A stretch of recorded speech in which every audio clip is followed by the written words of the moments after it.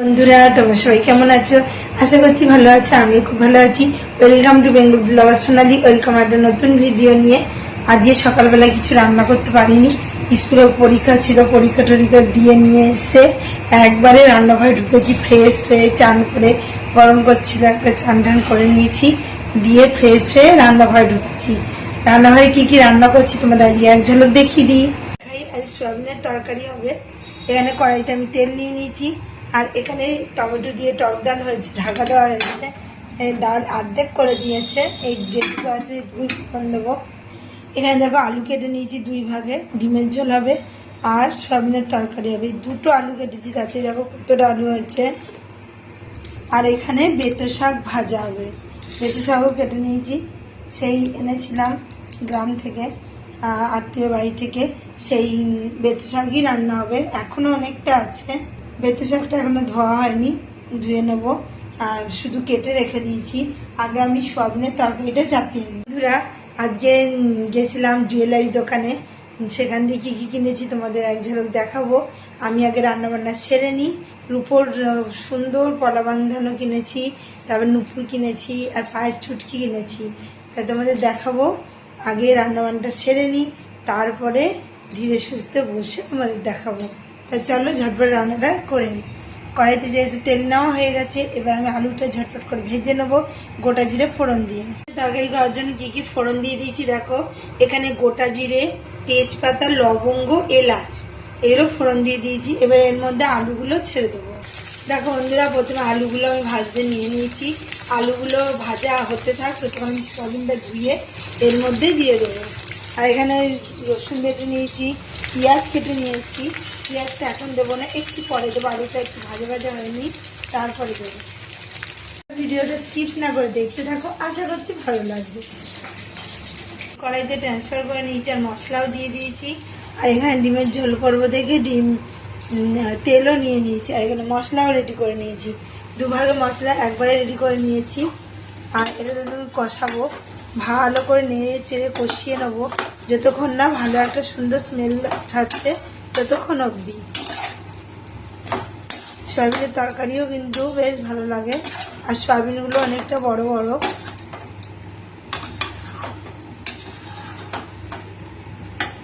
যতক্ষণ না তেল ছেড়ে আসছে ততক্ষণ অবধি কষিয়ে নেবো। আর এখানে কড়াইতে আমি ডিম দিয়ে দেবো, কষিয়ে চাপিয়ে দিয়েছি। এবার একটা থালা দিয়ে চাপা দিয়ে দেবো, না ফুটলে তো ঝোলটা হবে না ভালো। চাপা দিয়ে দিলাম। আর এইখানে সয়াবিনের তরকারিটা যে কষাচ্ছিলাম, সেটা পরিমাণ মতো জল দিয়ে দেখো চাপিয়ে দিয়েছি, এটাও টকবক করে ফুটছে। এই দুটো নামার পর আমি ডাল সম্বার দেবো, শাক ভাজা করবো, তাহলেই রান্না কমপ্লিট হয়ে যাবে। আবার ভাত চাপিয়ে বাসনগুলো সব মেজে নেবো। তা চলো, আর এইটুকু সময় যেটুকু আছে তার মধ্যে চলো আমি কি গয়না কিনেছি তোমাদের দেখাই। দেখাই কি কি আজকে আমি কিনেছি। আমার কাছে রূপো ছিল, আর পুরনো রূপো, তার পরা বাঁধানো আমার ছিল একটা, সেটা দিয়ে দেখলাম যে পরে আছে, তেমন পরা হয় না। সুন্দর ডিজাইন এখন সব বেরিয়েছে, সেই জন্য ভাবলাম কিনে নিই। তা চলো তোমাদের দেখাই কেমন হয়েছে বলবে। এই দেখো পুরোটা ডিজাইন করা, তার পিছন দিয়েও সব ডিজাইন করা, আর কত সুন্দর লাগছে দেখো পলা বাঁধানোটা। আমার তো খুব পছন্দ হয়েছে, তোমাদের কেমন লেগেছে কমেন্টে জানিও যে এই পলা বাঁধানোটা কেমন হয়েছে।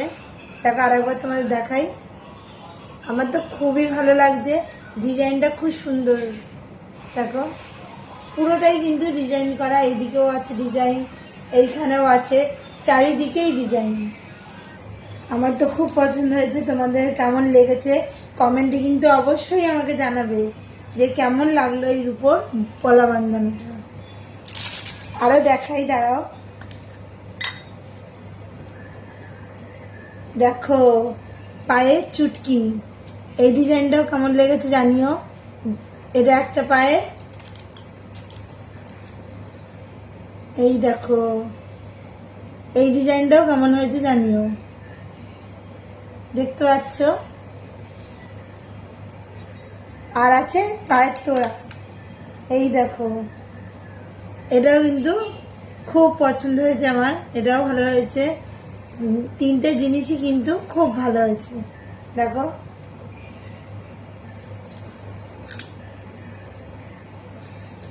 তোমরা কমেন্টে জানিও যে কেমন হয়েছে। আজ ছেলেকে ঢুকিয়ে দিয়ে আগের দিন দেখা করে এসেছিলাম কাকুর সাথে, ভাইয়ের সাথে, কাকুর সাথে, যে আমি এসে কিছু জিনিস নেব। আমার কাছে কিছু পুরনো রূপো আছে, আর ওই পলা পান্ডানাটা অনেক পুরনো ছিল, আর ফুলগুলো উঠে উঠে পড়ে যাচ্ছিল, তারপরে তোমার হচ্ছিল, ওই জন্য খুব অসুবিধা হচ্ছিল। এবার এর জন্য বানিয়ে নিলাম, হাতে পরেও ছিলাম, খুব সুন্দর লাগছিল, আমার খুব পছন্দ হয়েছে। গয়না দেখাতে দেখাতে আমার সোয়াবিনের তরকারি হয়ে গেছে, আর এখানে দেখো ডিমের ঝোলও হয়ে এসছে, নামিয়ে ফেলবো। একটু ঝোলটা টানো, তারপর নামিয়ে নেবো। আর দিয়ে দেখো সোয়াবিনের তরকারি পুরো কমপ্লিট, নামিয়ে একবারে ঢেলে নেবো, ঢেলে ডালটা সোমবার দিয়ে দেবো। আলুগুলোও সিদ্ধ হয়ে গেছে, নরম একবারে মোমের মতো, আর এই আলুগুলোও খুব সুন্দর সিদ্ধ হয়ে গেছে। ভিডিও আমি এখানেই রাখছি। আমার ভিডিও যদি ভালো লেগে থাকে অবশ্যই চ্যানেলটা সাবস্ক্রাইব করবে, লাইক কমেন্ট শেয়ার করতে ভুলো না। আমার গয়নাটাও কেমন লাগলো অবশ্যই কমেন্ট করে জানাতে ভুলো না।